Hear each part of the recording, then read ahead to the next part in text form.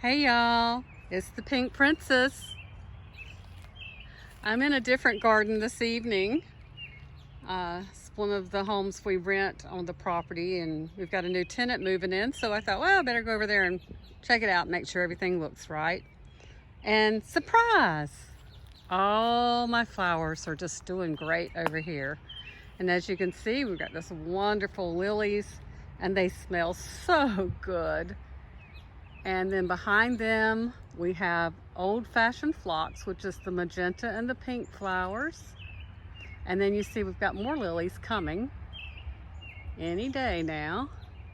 And of course, a wonderful old-fashioned pink hollyhock.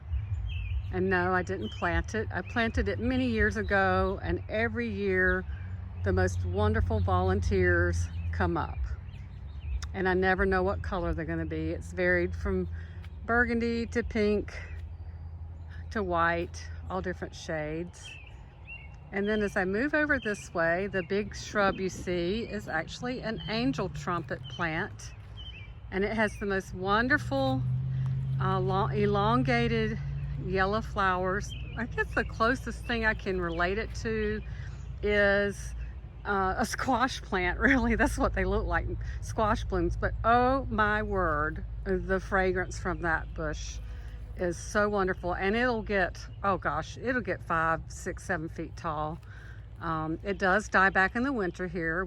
It's a little bit too cold for it to keep going. Some of you probably have it year round. And then beside it is a little primrose plant that is closed up for the evening, and a knockout rose that desperately needs to be deadheaded. And Lord, y'all can't even get what's done next door, so yeah, that one's gonna have to wait. And then just a good old-fashioned plant. I got the seeds originally from my grandmother, and it's super easy to grow and plant. And once you plant it, it will seed itself forever. It will come up everywhere. But it is fantastic, and it's beautiful, and it comes in lots of colors. I call it cat whiskers. The name is Cleome, and I'm probably butchering that name, but I know what I mean, so it's okay. And then the other fun thing about this yard, because I used to live in this house, added this little brick walk. And you can see we've got more cat whiskers blooming, and they bloom all summer long, are the sunflowers. Okay, y'all, I didn't plant these sunflowers. I had a bird feeder years ago, and like most bird feeders, it dropped its seed on the ground, and I started getting these sunflowers. Well, I didn't think anything about them. I said, wow, okay, they're great. They're sunflowers. Y'all, these sunflowers grow to be 15, 20, 25 feet tall. I mean, they're as tall as my bamboo. This one's just gotten started. It will keep growing, and it's the most phenomenal thing I've ever seen. And there'll be so many of them, and it's literally walking in a sunflower forest when they all get going well. And then very quickly, if I can get back around. Now this big shrub here is another one of the phloxes. It comes in pinks and magentas, whites, purples, all kinds of wonderful colors. Again, it's sort of like the cat whiskers. It will take over the world.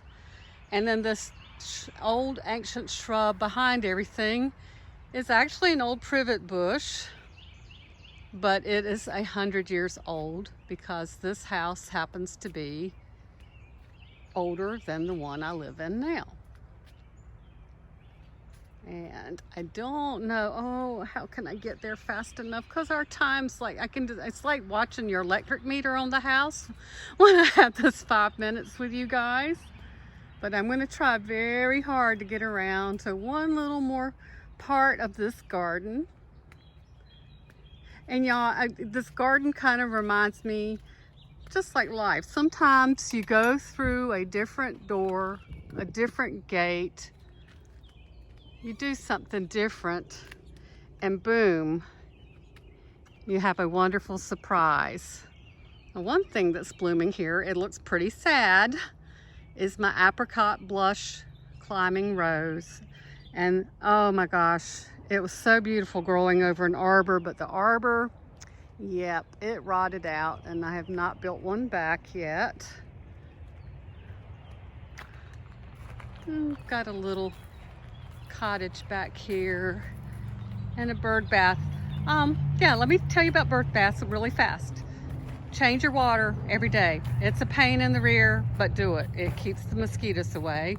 And finally, we've got this wonderful bed of sedum. You can see it's blooming.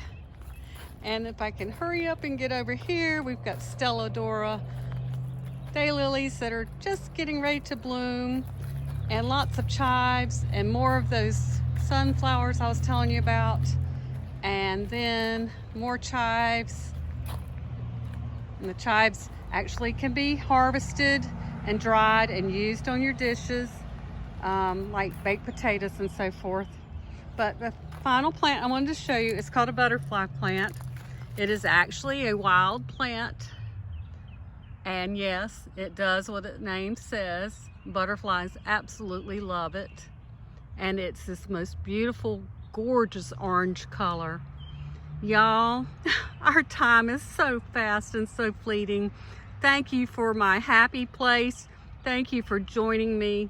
And y'all, you know I love you to pieces. Bye, y'all.